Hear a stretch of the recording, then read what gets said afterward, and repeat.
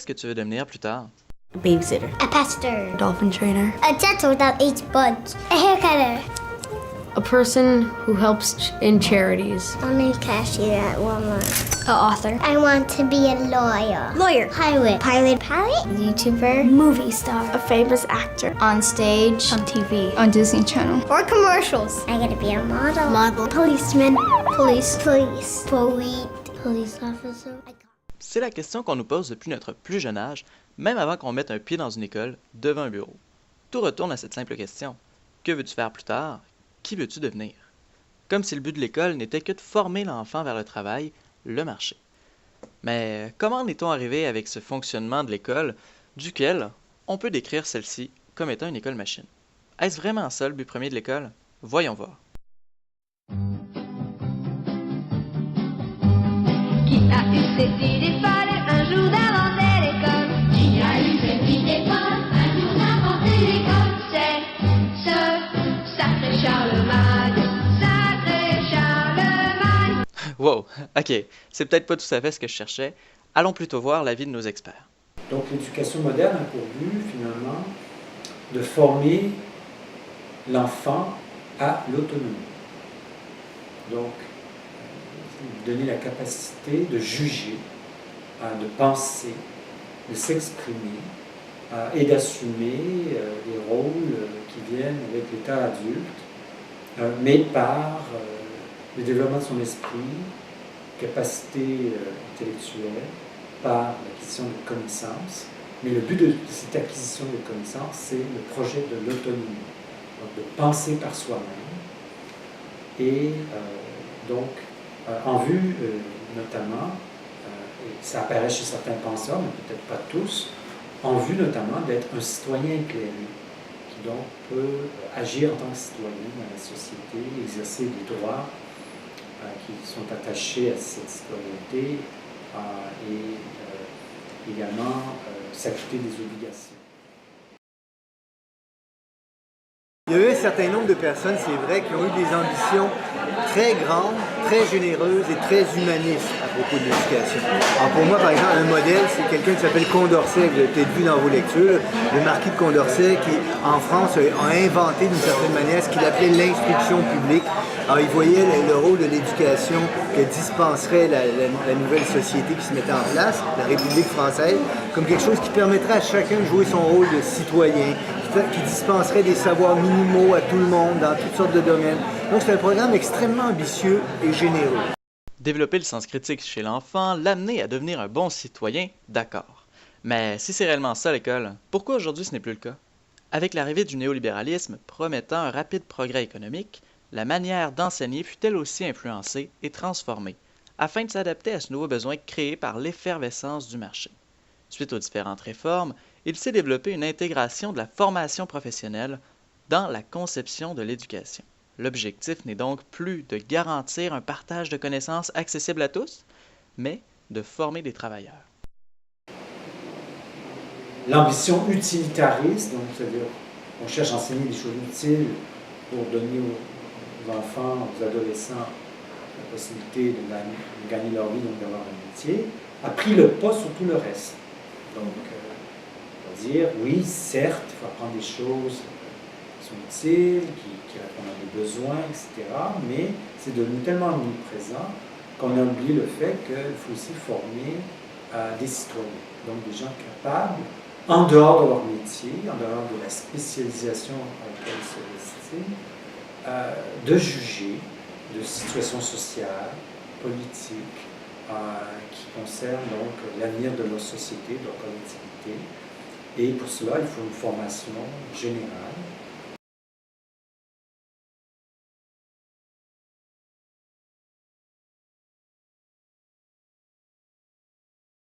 On vit dans une société de l'instantané, c'est des gratifications immédiates. Je trouve qu'une des bonnes illustrations de ça, c'est probablement les réseaux sociaux ou Internet, où tout est immédiat, il n'y a plus de recul, il n'y a plus de distance. Alors ça, je pense que oui, c'est important. La thèse d'Hannah Arendt va dans ce sens-là. Vous savez, Hannah Arendt, on ne souligne pas ça souvent, mais elle termine sa vie très proche des anarchistes, très proche des groupes anarchistes, de la pensée anarchiste en économie. Mais elle dit aussi, justement dans ce texte-là, que Pour ça, il faut être conservateur sur l'éducation. Le rôle de transmission de la culture et de la tradition exige une forme de conservatisme. Pour moi, elle a tout à fait raison. Hannah Arendt, politologue, sociologue et journaliste à ses heures perdues, elle aura marqué le 21e siècle par sa pensée philosophique et politique présentée à travers de nombreux ouvrages, dont La crise de la culture. Tel que présenté dans celui-ci, le besoin de conserver nos traditions, notre culture face à ce côté utilitariste, ramène justement à l'idée humaniste des Lumières, soit le premier but de l'éducation. C'est donc par l'entremise de divers cours généraux, comme la philosophie, que nous assurons la transmission de notre culture. Dans toute l'histoire de l'éducation, ça a été un enjeu, ça. Comment concilier deux des fonctions de l'école? C'est la bâtisse dont je parlais tantôt, là. Elle a une fonction d'éducation, elle a une formation d'insertion des gens dans la société, dans l'économie. Comment concilier ces deux-là? Mais les gens de la commission parents, ils ont imaginé que pour tout le monde, il y aurait des cours de formation générale, philosophie, littérature. Si tu vas au cégep pour aller à l'université, tu as ces cours-là. Si tu vas au cégep pour devenir un professionnel, pour t'apprendre un métier, tu auras également ces cours-là. Vous voyez, ça, c'était une façon d'orienter le balancier vers Condorcet, vers la vision humaniste. En ce moment, il y a un retour vers l'autre vision qui, pour beaucoup de personnes, est préoccupante. La commission parents, réalisée dans les années 60 et qui créa le système d'éducation québécois d'aujourd'hui, aurait vu juste. Notre système éducatif aurait deux axes, l'éducation et la formation vers le milieu du travail. L'école devrait avoir pour but de créer un équilibre entre les deux, offrant à la fois une ouverture d'esprit afin de produire un bon citoyen et une technique afin de former un bon travailleur. La présence peut-être trop omniprésente du marché à l'école viendrait ainsi débalancer cet équilibre, amenant insidieusement une école axée sur la formation. Ce renouveau dans le système d'éducation amène une hiérarchisation des connaissances, car en effet, à quoi bon développer une réflexion philosophique si nous acceptons le message véhiculé par l'école et nous conformons à cette forme d'esclavagisme qui éloigne le savoir ainsi que la possibilité d'acquérir et de se former un esprit critique de la situation. Il s'agit là d'un réel problème, car nous ne sommes pas des robots. Nous sommes bien plus complexes que de simples leviers qui s'activent sur demande. L'humain demande du temps pour se façonner. Quel type de savoir, finalement, est le plus valable à long terme? Est-ce qu'on doit enseigner ce qu'on appelle justement la culture générale, des éléments de culture générale qui valent pour l'avenir, qui permettent justement de développer le jugement, l'esprit critique, la créativité aussi, plutôt que des connaissances pratiques, mais très pointues, qui se démodent. Parce qu'on peut très bien vous apprendre des choses très utiles, mais qui seront utiles dans 6 mois, qui seront utiles dans 2 ans, mais ensuite elles seront dépassées parce que la technologie change, les modes changent. Et donc, au fond, la question, c'est ça aussi. Est-ce que les formations pratiques ne risquent pas, par ailleurs, de se démoder vite? Et au fond, la question, c'est plutôt, faut-il pas donner aux étudiants une bonne culture générale qui leur permettra justement d'acquérir d'autres formes de savoir, peut-être plus pratiques par la suite, mais qui pourront se renouveler avec le temps, mais qui leur donneront toujours cette capacité de rebondir. Bref, une évolution de l'emploi. Et dans ce cas-là, au fond, est-ce qu'on a vraiment intérêt à enseigner des choses pratiques qui se démodent? Pour l'instant, il n'y a aucune réelle opposition à l'emprise grandissante de l'idéologie néolibérale qui est, en quelque sorte, une réponse globale portant sur tous les aspects de la société. Cette idéologie est en phase avec la vision philosophique en place qu'elle progresse. On arrive alors à un point de non-retour. L'éphémérité qui définit l'identité de notre société empêche un retour à des réflexions profondes comme celle de la commission parents. Malheureusement, se conformer à ces changements, c'est devenir l'esclave d'un système en manque de main-d'œuvre dont l'unique objectif est d'acquérir un capital. La difficulté que nous avons de nos jours, c'est de faire de l'école un véhicule, un moyen de transmission pour toutes ces traditions qui font de notre société ce qu'elle est. Cela est principalement causé par l'éphémérité de notre mode de vie lié au marché. Les étudiants prisonniers de ce système accéléré sont modelés dès leur plus jeune enfance afin de devenir le produit désiré de ce système. Compétition, concurrence, performance, voilà les valeurs préconisées par le système éducatif en place. Rien n'est plus étonnant de voir aujourd'hui une présence accrue de l'anxiété chez les jeunes générations.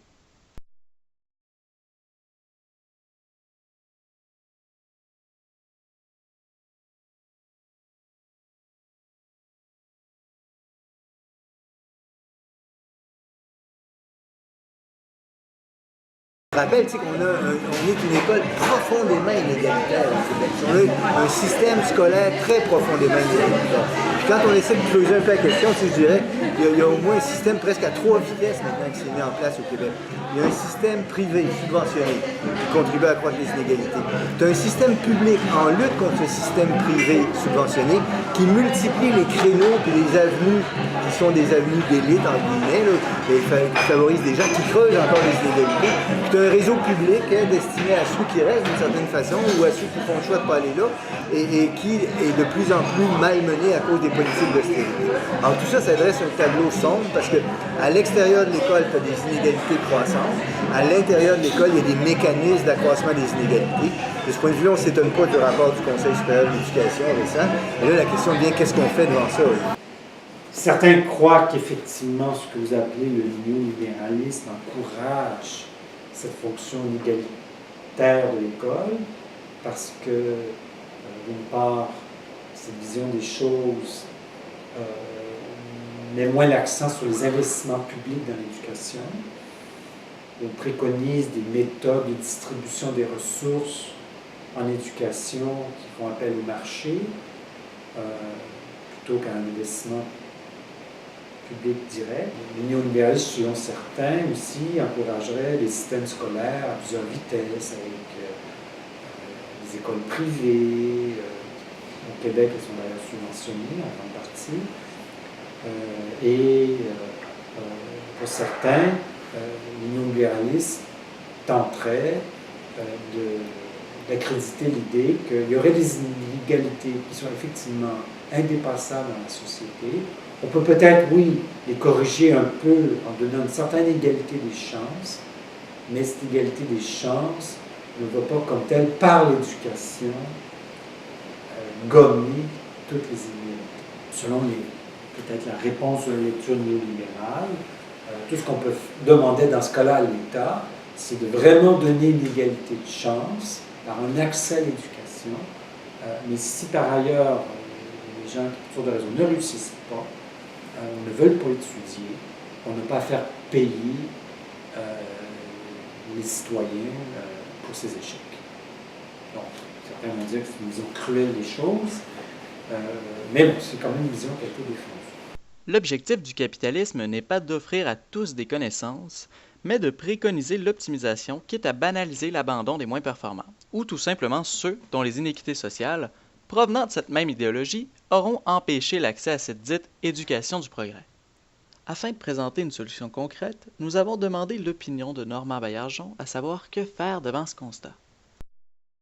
C'est triste, en effet, qu'on oublie cette mission-là, qu'on n'oublie pas que tout le monde a le droit de formation générale, dans une logique, encore une fois, de proposition d'une offre. Tu comprends? C'est dans cette logique-là que ça s'inscrit. Mais je pense aussi qu'au Québec, là, ça fait trop longtemps qu'on n'a pas eu une commission pareille. Ça fait trop longtemps qu'on n'a pas consulté tout le monde, qu'on n'a pas pris le temps sérieusement de réfléchir. On est dans une logique, on parlait tantôt d'école machine, une machine, on répare ça un petit peu. Mais là, en ce moment, c'est pas de réparer la machine, c'est de changer de vision. Et pour ça, ça prendrait une réflexion collective de fond sur des années, sérieusement, où on se demanderait qu'est-ce qu'on attend de l'école, qu'est-ce qu'on attend des cégeps. Mais c'est des questions lourdes, c'est des questions qui impliquent beaucoup d'argent aussi. On est dans une logique de rapiessage, de raboudinage.